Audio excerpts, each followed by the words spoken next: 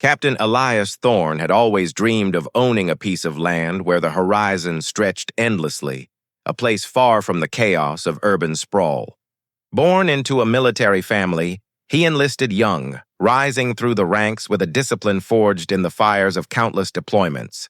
His ranch, nestled on the outskirts of a small Texas town, was his sanctuary, a sprawling 500 acres of rolling hills grazing cattle, and a modest homestead he built with his own hands during brief leaves. But as fate would have it, Elias was called to serve overseas in a classified operation in the Middle East, leaving his property under the watchful eye of a distant relative and the local Homeowners Association, HOA, which had jurisdiction over the adjacent subdivision that bordered his land. Unbeknownst to him, the HOA board, a group of power-hungry retirees led by the tyrannical Margaret Voss, had long coveted his ranch for expansion. They claimed his absence violated some obscure bylaw about property maintenance, ignoring the fact that he had arranged for upkeep. In a brazen move, they fabricated liens, auctioned off his ranch to a developer friend for a pittance, and pocketed the proceeds under the guise of community improvements. Elias, deep in the trenches of war, received fragmented emails about the sale but dismissed them as spam amid the fog of combat. Months turned into years and the ranch was bulldozed, replaced by cookie-cutter McMansions that sprouted like weeds. The new owners, blissfully ignorant, moved in, hosting barbecues and pool parties on what was once Elias's sacred ground. Whispers of discontent rippled through the original neighborhood, but fear of Voss's iron fist silenced them. Elias's relative tried to fight back in court, but the HOA's lawyers buried the case in paperwork, draining resources until surrender seemed inevitable. Back home, Elias's comrades shared stories of similar injustices, veterans losing homes to bureaucratic predators while defending the nation. This fueled a quiet rage in Elias, but he bided his time, gathering evidence from afar via encrypted channels. The deployment hardened him, teaching lessons in strategy and resilience that no civilian board could fathom. Upon his return, decorated with medals but scarred by loss, Elias discovered the full extent of the betrayal. His ranch gone, his dreams shattered, he vowed retribution not just for himself, but for every soul ensnared by the HOA's web. Enlisting the help of fellow veterans, he uncovered Voss's embezzlement schemes, hidden in falsified records. The story unfolded like a thriller, with late-night stakeouts and whistleblower testimonies. Elias petitioned the VA and military legal aid, framing the sale as a violation of the Servicemembers Civil Relief Act, SCRA, which protects active-duty personnel from such foreclosures. The courts, moved by his service record, issued injunctions freezing all HOA activities. But Elias didn't stop there. He rallied the community, exposing Voss's corruption at town halls, where residents shared their own tales of exorbitant fines and arbitrary rules. The developer, facing lawsuits, backed out, leaving the new homes in limbo. In a twist of poetic justice, Elias revealed that a portion of his original ranch overlapped with federally protected wetlands, rendering the entire development illegal. Environmental agencies swooped in, halting construction and demanding restorations. Voss was ousted, facing charges of fraud, while Elias reclaimed his land through a government buyback program. The Army, in a show of solidarity, provided resources for rebuilding, turning the site into a veteran retreat. Neighbors, grateful for liberation from HOA tyranny, petitioned to dissolve the association entirely. Elias's story became legend, a beacon for service members everywhere, proving that sometimes the mightiest battles are fought on home soil.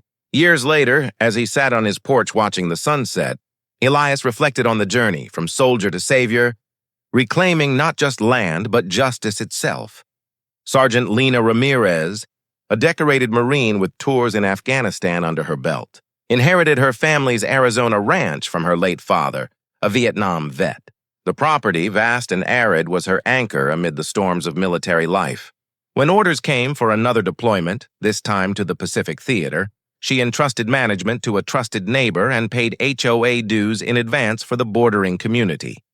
Little did she know, the HOA president Harold Klein, a sleazy real estate mogul, saw opportunity in her absence.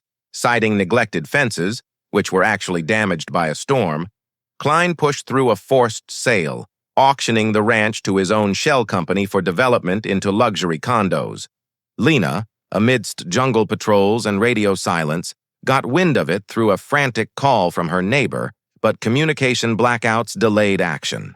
The ranch was razed, condos rose, and families moved in, unaware of the tainted title. Klein's greed extended beyond Lena's land. He hiked fees, evicted dissenters, and turned the HOA into a personal fiefdom. Upon Lena's return, battle-worn but unbroken, she dove into research, discovering Klein's pattern of predatory practices. With Marine Corps JAG officers in tow, she invoked SCRA protections, filing suits that exposed forged documents and witness tampering. The courtroom became her new battlefield, where testimonies from other victims painted Klein as a villain. In a dramatic escalation, Lena uncovered that the ranch sat atop an ancient aquifer vital to national security interests, prompting federal intervention. The Department of Defense, recognizing the strategic value, classified the area and initiated eminent domain proceedings. Klein's empire crumbled as audits revealed money laundering, leading to his arrest. The condos, now deemed security risks, were evacuated, and the land reverted to government control. Lena, compensated handsomely, used funds to establish a nonprofit for veteran housing. The former HOA members, freed from oppression, reformed under democratic rules. Lena's comrades celebrated her victory, dubbing it Operation Reclaim. As she rebuilt a smaller homestead nearby, Lena found peace, knowing her fight safeguarded others from similar fates.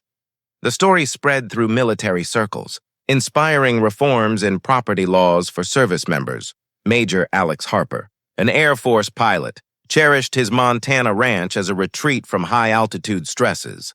Deployed to Europe for NATO exercises, he left the property in capable hands, but the encroaching HOA from the valley below had other plans. Led by the ambitious Carla Denton, they claimed his ranch violated aesthetic codes, despite its isolation. In his absence, they slapped on liens for imaginary violations and sold it to a mining corporation eager for the mineral rights beneath. Alex, soaring over foreign skies, learned of the sale via satellite phone, his fury matching the roar of jet engines.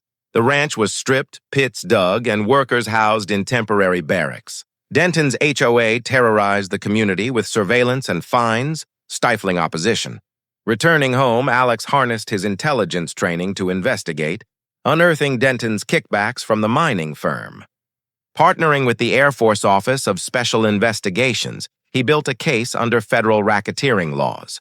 The twist: the ranch bordered a restricted airspace used for drone testing, making the mining a national security breach. Pentagon officials descended, seizing operations and nullifying the sale. Denton's arrest followed, her assets frozen. The mining scars were rehabilitated with military engineering corps' aid, transforming the land into a training ground. Alex reclaimed oversight, turning it into a pilot wellness center. The HOA dissolved amid scandals, residents rejoicing in newfound freedom. Alex's tale became a case study in military academies, emphasizing vigilance against civilian encroachments.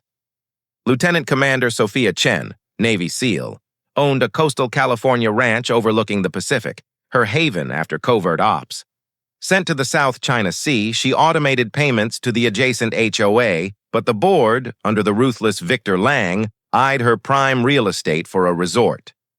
Fabricating abandonment claims, they sold it to investors who began construction on luxury villas. Sofia, submerged in missions, surfaced to news of the betrayal, her resolve stealing like her trident insignia. Villas filled with affluent buyers, while Lang's HOA imposed draconian rules, from pet bans to color schemes.